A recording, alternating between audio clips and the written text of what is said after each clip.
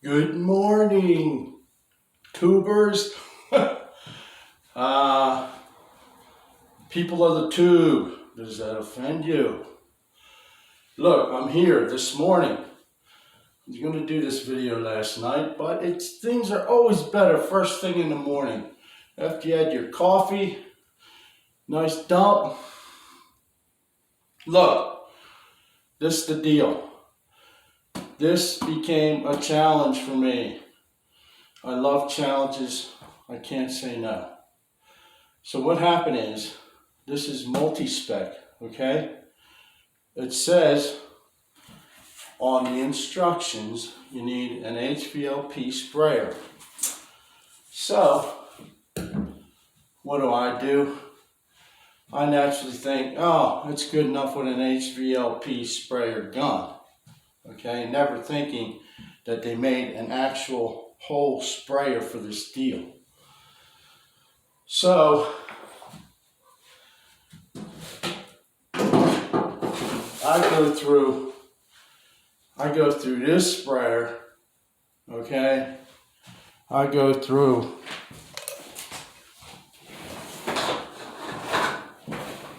this sprayer, okay? This is like a siphon Wagner gun. This is an HVLP.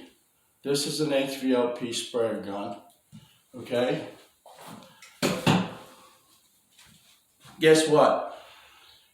None of them worked. Nothing worked. We ended up going Reno Paint, a couple other paint stores, and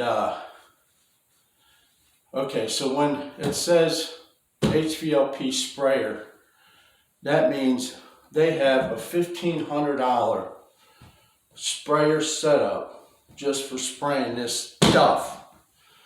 So that's great if you manage an apartment complex or something, you're doing this stuff all the time. $1,500, hey, we're saving us about $2,000 a unit to replace the countertops. Hey, that's great. But when you're doing a single countertop, and I can see why they have all these videos about countertops online, and you hardly find Multispec at all.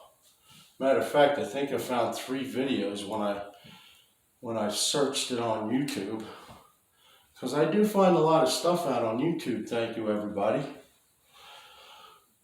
But this is, if you want it to look the way it looks on the can, and the way, you know, you've seen it look, if somebody says, oh yeah, that's Multispec, then you're gonna have to go and spend that $1,500.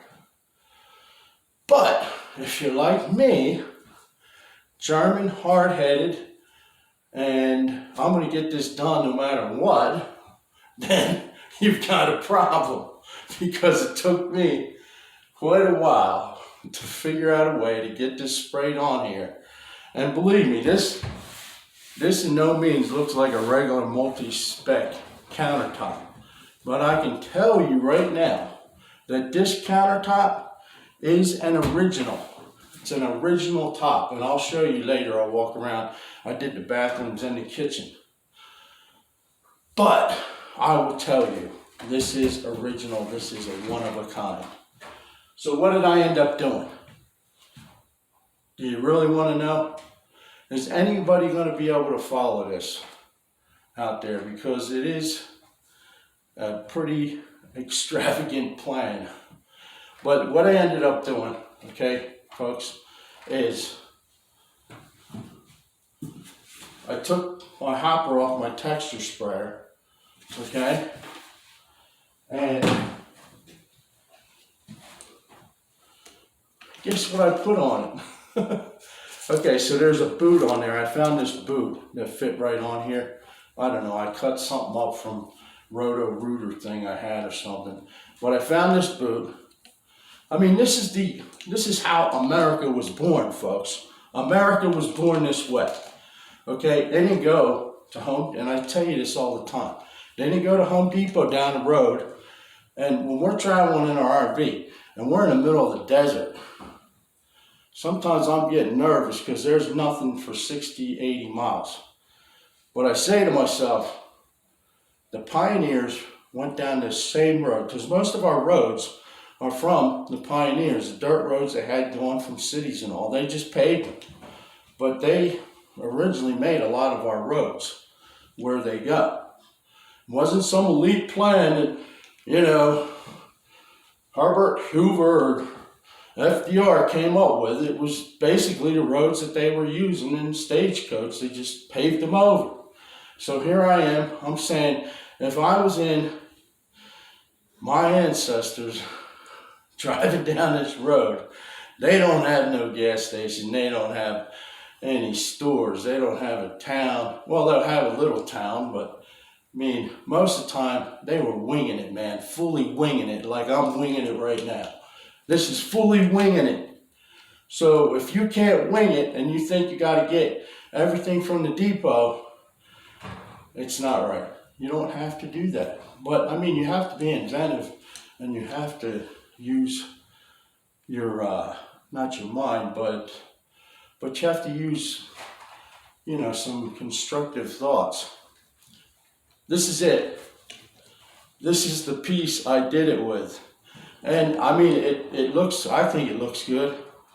Person I did it for thinks it looks good. So I'm happy.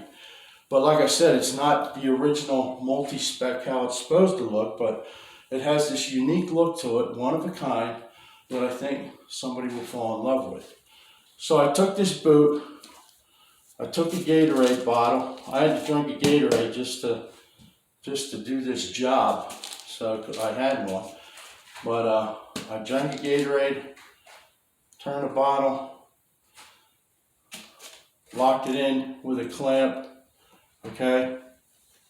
Now originally, I started with the finest orifice there is. These things come with 3 orifices. I started with the tiny one, and I just took it and I was blasting it like I was doing texture. Well, I ended up like almost scraping that all off, because this stuff for some reason just slides right off before it's dry. After it's dry, it's hard as a rock, but I mean, you know, and I didn't like it. So I went through all, that was after I went through all these guns. Well, then I was like, what am I going to do? So I get a roller out, okay, and I start rolling the stuff. Well, once I got one coat on, it was fine to roll. And this was only on one section of the countertop. I didn't want to do the whole thing experimental. I had to find my right way I was going to do it. So I took a roller, okay, and I tried rolling it. It slid. So, I mean, there was color and all in it. There was chips, but I mean, it wasn't acceptable. It's like the pattern wasn't unique. It wasn't constant. So I had to scratch that. I took a sponge.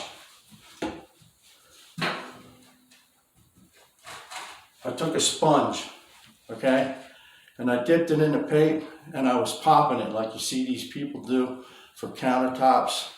Oh, by the way, the guy that does this for a living, he can't stand your videos with that stuff you slide around on the countertops and all. He calls you a bunch of fakes, and so he didn't have very good words about you guys that just take that whatever you take and you rub it all over the place with your edger and you know, give it a crazy design.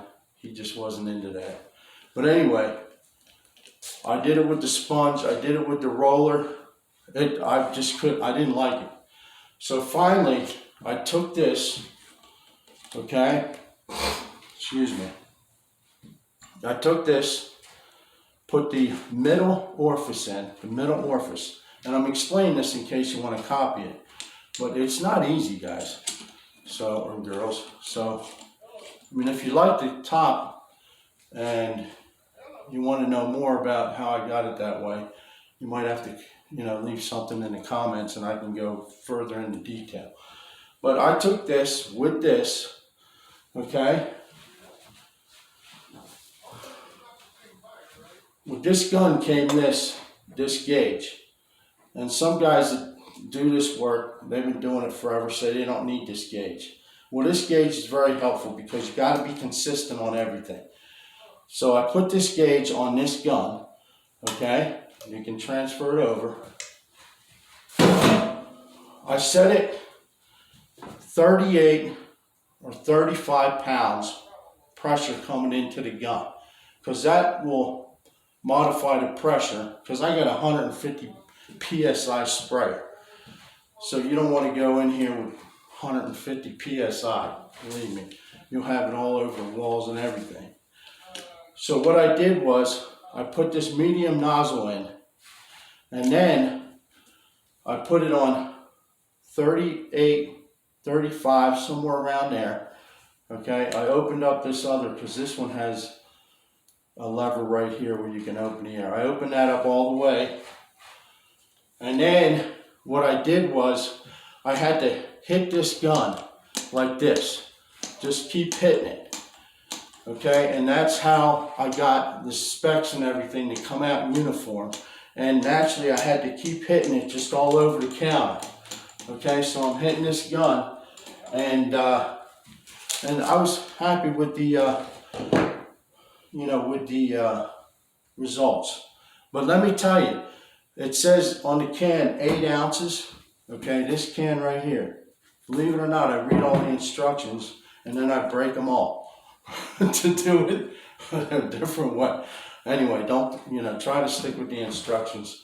These products here, I mean, they're full chemical products, and so it's like chemical engineering. They give you the instructions to get the job done. But actually, instead of 8 ounces, I put 24 ounces, no lie, 24 ounces of water mixed in there. Mixed it up so it was really thin. You think a texture gun real thin, but if it was thicker, believe me, I tried it the whole time. If it was thicker, it was leaving bumps like orange peel naturally. I didn't want orange peel, I wanted it pretty much flat. So what I did was, I really thinned that sucker out. Put it in the bottom, and I hit the sprayer gun like this, okay? Just pushing it in and out, like one of those things, exerciser things for your hand. And I don't know, you guys can tell me. I mean, it's a unique, design. You're not going to find it anywhere else.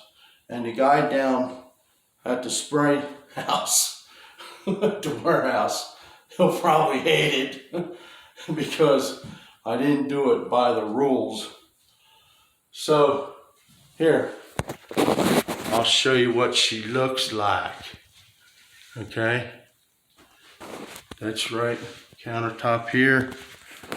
This is the middle, and I still have to get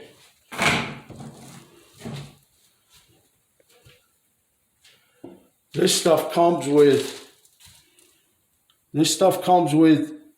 a primer, and it comes with a clear coat. How do you like that there? I'll have to clean that up. Dude, that just shows you how much I taped up to here, and that's how much this stuff oversprays. So you almost have to cover everything up to 6 feet. But this one, I mean, it's pretty flat, pretty smooth. And I got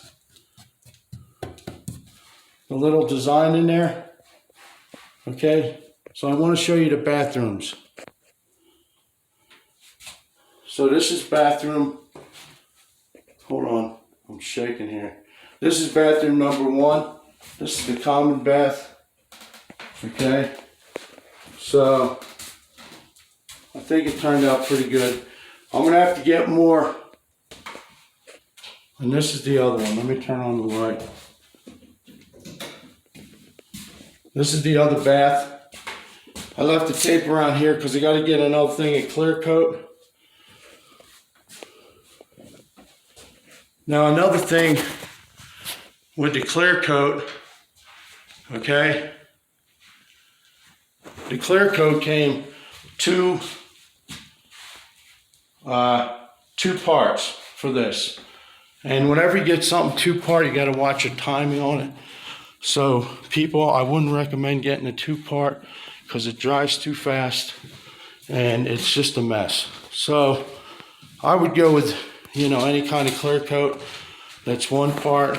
Get the reason when they bought the supplies, they only bought enough clear coat for 50 and I got 80 here. So naturally I came up short. I'm going to get some more clear coat this morning and put another coat or 2 on it because I really want it to shine, and I want that nice smooth top, nice and hard. So I'll go get, I mean, you can use gripper, gripper for the primer, and then get your multi-spec if you can. I mean, if you like this, try and do my technique. I mean, that's the only way I could find to do it, you know, successfully and come out with a decent pattern. And then for your clear coat, just get polyurethane at the Home Depot and just put that on here and let it dry. It'll take a day or 2, but hey, like I said, when you use 2-part anything, 2-part glue, 2-part, you know, 2-part clear coat, the stuff, it literally, when you sprayed it on here, I had to roll it though because I couldn't get the sprayer to work. So I don't think I had it, you know, light enough, because when you use those HVLPs, you really got to have that stuff really thin. So I just went ahead and rolled it on. I'm going to go get another quart and put another coat or 2 on here. But I think it looks good. What do you guys think? And this was a long video, but I kind of had to go through all the steps I made.